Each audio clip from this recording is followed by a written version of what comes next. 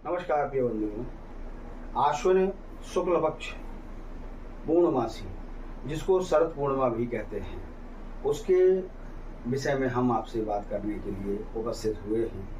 यह एक ऐसा उत्सव है जिसमें भगवान चंद्रदेव की कृपा भी होती है और इसका प्रारंभ भगवान रास रासेश्वर श्री कृष्ण चंद्र के रास की लीला से प्रारंभ होता है।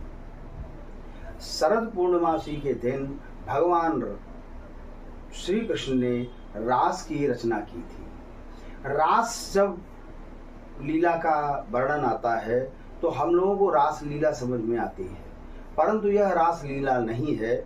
रसो वही यह सह, जहाँ पर रस रूप में भगवान श्री कृष्ण सभी के साथ एकाकी रूप में नृत्य किया और अपनी लीला का विस्तार किया, उसको हम लोग रास कहते हैं। श्रीमद् भागवत महापुराण का प्राण रास पंचाध्यायी, जिसमें रास के भगवान ने क्या क्या लीलाएं की हैं, क्या क्या वर्णन किया है, किस प्रकार से भगवान ने रास को योग से और योगक्षेम से जोड़ करके किया है, यह पूरा श्रीमद् भागवत महापुराण में दिया हुआ है। इसीलिए रास पंचाध्यायी को श्रीमद् भागवत महापुराण का प्राण माना गया है। दसम स्कंद के 29वें अध्याय से 33वें अध्याय तक रास पंचाध्यायी है। भागवत जी में लिखा हुआ है कि शरद पूर्णमासी के दिन अगर रास पंचाध्यायी का पाठ किया जाए तो धन, ऐश्वर्य, सभी प्रकार से सुख और समृद्धि की प्राप्ति होती है। अब हम लोग ये जानते हैं कि इस दिन चंद्रमा अमृत की वर्षा करता है। भगवान श्री कृष्ण स्वयं चंद्रवंशी थे। चंद्र के वंश में राजा यदु पैदा हुए और यदु के ही वंश में भगवान श्री कृष्ण का प्रादुर्भाव हुआ, इसलिए चंद्रवंशी थे। जब भगवान ने रास की लीला का विस्तार किया तो चंद्रमा अपनी सभी कलाओं के साथ में उनके दर्शन करने के लिए आया। इतना प्रसन्न होकर के उन्होंने अपने सभी कलाओं के साथ अमृत का वर्षा की। इसीलिए शास्त्रों में लिखा है कि रात्रि में चंद्रमा अमृत वर्षा करते हैं। दूध की खीर बना करके किसी भी पात्र में रख करके कपड़े से ढककर, सफेद कपड़े से ढक करके खुले में रखा जाए तो रात्रि 12 बजे के बाद और 3 बजे के मध्य में जब ओस की बूंदों के साथ में अमृत की वर्षा होती है।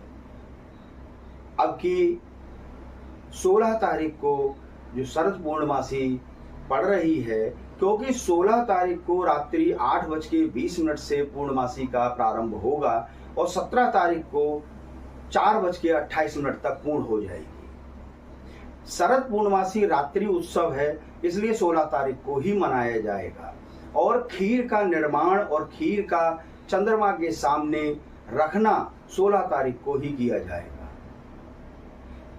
17 तारीख को प्रातःकाल उठ करके स्नान ध्यान करके नंदन गोपाल को पहले उसी खीर का भोग लगाएं, फिर वह खीर प्रसाद रूप में ग्रहण करें। यह शास्त्रोक्त नियम है। भगवान पिता रात्रि शरदोत्फुल्ल मल्लिका मिक्षरन्तुं मनश्चक्रे योग मायाम उपाश्रिता। भगवान ने अपनी योग माया से आश्रित होकर के योग माया को आदेश दे करके यह रास का निर्माण किया था। यह रास का पढ़ने से और इसका पाठ करने से अद्भुत लाभ तो प्राप्त होता है, भगवान श्री कृष्ण का सानिध्य भी प्राप्त होता है। केवल शरद पूर्णमासी के दिन भगवान कृष्ण का दिन कोई भी हो, श्वेत वस्त्रों से धारण करा करके सुंदर केसर का तिलक लगाएं और इत्र वगैरह से सुशोभित करके रात्रि में भगवान उस दिन शयन नहीं करते। उस दिन भगवान का रास का दिवस है, इसलिए भगवान को शयन कराया जाता है, परंतु वह योग माया में जागृत रहते हैं। इस प्रकार भगवान श्री कृष्ण के रास पंचाध्यायी का पाठ आश्विन शुक्ल पक्ष पूर्णमासी के दिन, जिसको शरद पूर्णमासी कहा जाता है, करना चाहिए। अगले अंक में हम आपको करवा चौथ के बारे में पूरा विस्तार से कहेंगे, किस प्रकार बहनें, माताएं बहनें अपने इस उत्सव को किस रंग के वस्त्र पहन करके यह उत्सव मनाएं। नमस्कार।